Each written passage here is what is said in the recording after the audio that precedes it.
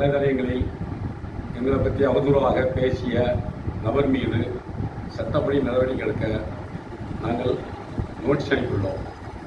அதுக்கு காரணம் என்னென்னு கேட்டிங்கன்னா, நாங்கள் இத்தனை ஆண்டு காலமாக 87 சங்கத்தில் பயணித்துக்கிட்டு இருக்கோம். தலைவராக இருந்தாலும் நான் கனகராட்சி, நான், எங்களுடைய அவைத்தலைவர் சான்சன் தெல்மேதா, பொதுச்செயலாளர் ராஜு, எங்கள் எல்லாருமே பழைய அந்த காலத்துலேருந்து இருக்கோம். எங்கள் மேலே நாங்கள் பல கல்வி நிலையங்களுக்கோ வேலை வாய்ப்புகளுக்கோ எல்லாத்துக்குமே நாங்கள் எல்லாருக்கும் நல்ல உதவிகளை செஞ்சு கொண்டு இருக்கிற நேரத்தில் இப்படி எங்கள் லெட்டர் அனுப்புனதாக சென்னைக்கு ஒரு கட்சி சார்பாக இவங்களுக்கு சீட்டு கொடுங்கன்னு சொல்லி எங்களுக்கு அனுப்புனதாக எங்களுக்கு அங்கிருந்து ஒரு தகவல். அந்த வந்த லெட்டரின் அடிப்படையில் நாங்கள் இந்த லெட்டரை நாங்கள் கொடுக்கவில்லை அப்படிங்கிறத நாங்கள் அதை தெளிவுபடுத்தணும்.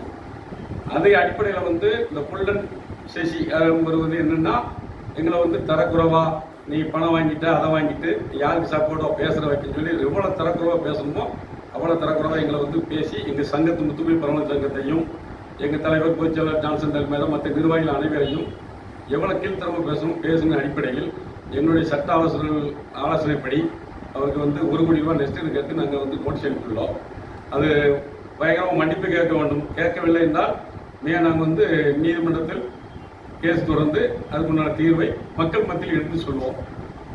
காரணம் என்னென்னா, நாங்கள் பல ஏகப்பட்ட உதவிகள் நிறையா வேலை வாய்ப்புகள் எல்லாத்தையுமே நாங்கள் இது பண்ணோம். யார்ட்டையும் கைவிட்டினதாக யாருமே எங்கள்கிட்ட சொல்ல முடியாது. நாங்கள் அவ்வளவுமே கடப்படியான கருத்துக்கு சொந்தக்காரர்கள்.